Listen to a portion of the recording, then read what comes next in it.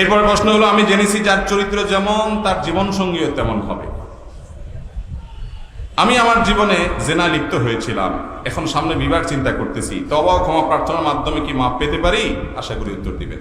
ভাইরা আমার, এই কথা আপনাকে কে বলল যে যার চরিত্র খারাপ তার জন্য কপালে খারাপ বই আসবে, ভালো বই আসবেই না?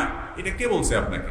আল খাবিসাতু লিল খাবিসিনা ওয়াল খাবিসুনা লিল খাবিসাত, এই আয়াতের তাফসীর খুলে বিস্তারিত পড়ার চেষ্টা করেন। এই আয়াতের মানে শুধুমাত্র চূড়ান্তভাবে এটাই নয় যে খারাপ মানুষরা খারাপই পাবে। প্রথম কথা হলো, বেশিরভাগ ক্ষেত্রেই যে খারাপ সে খারাপের দিকেই যায়, কিন্তু তাই বলে কোনো মানুষ তার চরিত্র খারাপ, তিনি জেনা করেছেন এই জন্য তার কপালে জেনাকারে মিলবে এরকম কোনো কথা নাই। এটা এরকম কোনো কথা কোরআন হাদিসে পরিষ্কার করে কথা বলে দেওয়া হয় নাই। আরে ভাই, যে ভালো কথা বলবে তার জন্য ভালো কথা, যে মন্দ কথা বলবে তার জন্য মন্দ কথা।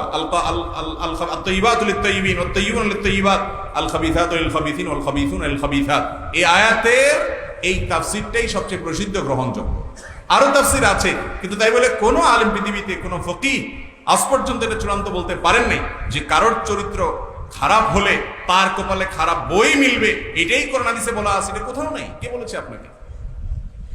আপনি নিজে আকাম কুকাম করে এখন হয়তো তওবা ইস্তেগফার করছেন, আল্লাহ মাফ করুক আপনাকে, তাই বলে এখন ফেরেশতার মতো একটা মেয়ে আপনার জীবনে হয়তো আসলো, আপনি মনে মনে বাসর রাতে ভাবতেছেন, হায় হায় রে, এইটাও মনে হয় এই দলিল। খবরদার, ডেঞ্জারাস চিন্তা। আরে ভাই, আল্লাহর নবী লূত আলাইহিস সালাতু ওয়াস সালাম, আল্লাহর নবী লূত আলাইহিস সালাতু ওয়াস সালাম, তার স্ত্রীর চরিত্র নিয়ে আল্লাহ তাআলা কোরআনে আলোকপাত করছেন না করেন নাই? দুশ্চরিত্রা ছিলেন, অথচ কার স্ত্রী ছিলেন? লূত আলাইহিস সালামের স্ত্রী ছিলেন।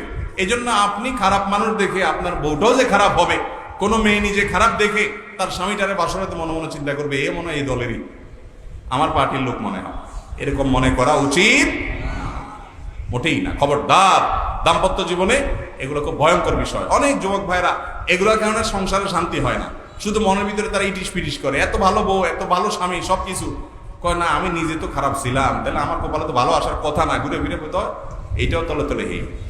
খবরদার, এরকম কোন কথা কোরআন হাদিসে, হ্যাঁ এটা ঠিক যে যার নেচার খারাপ সে খারাপটা চুজ করে নেয়, কিন্তু অনেক শেয়ানা পাবলিক আছে, নিজে খারাপ হলো কিছু খুঁজে খুঁজে রাবে অবশ্যই ঢোকা আছে না নাই?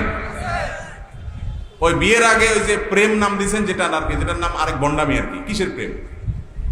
মেয়েদের হলো ফুচকা চটপটি আর চাইনিজ খাওয়ার দান্দা, আর পুরুষদের হলো ময়দারে পড়ায় পড়ায় আকাম কুকাম করার দান্দা। নাম দিছে কি? প্রেম। কত সুন্দর একটা নাম। আরে ভাই, প্রেম তো হলো বৈধ লিগ্যাল জায়গায় স্বামীর সাথে স্ত্রীর, এই অবৈধ জায়গায় কিসের প্রেম? এটা তো 2 নম্বরই বিয়ে। এই 2 নম্বরই কাজ করে অনেকে, এবং সারা জীবন 2 নম্বরটারই করে। এরপরে বিয়ের সময় বড় বড় হুজুর করে হাদিয়া তোফা দিয়া খাওয়ায়া, চা পানি নাস্তা, বলে হুজুর এখন মহিলা মাদ্রাসার একটা মেয়ে আমার জন্য দেখতে হবে। ভাই আছে না নাই? শুনছে হুজুরের মহিলা মাদ্রাসা আছে, আইসে এখন শুধু হুজুরের গায়ে আত্মসে, হুজুর মহিলা মাদ্রাসার একটা মেয়ে দিতে হবে। এরকম মানুষ আমাদের দেশে আছে না নাই? বলে আকাম কুকাম সব করব, কিন্তু গল্লির ঠাপ ঠিক আছে, বউ হিসাবে উঠাইতে ঠিকই রাবে অবশ্যই, ছাড়া উঠাবে না। আল্লাহ আমাদেরকে বোঝার তৌফিক দান করুন।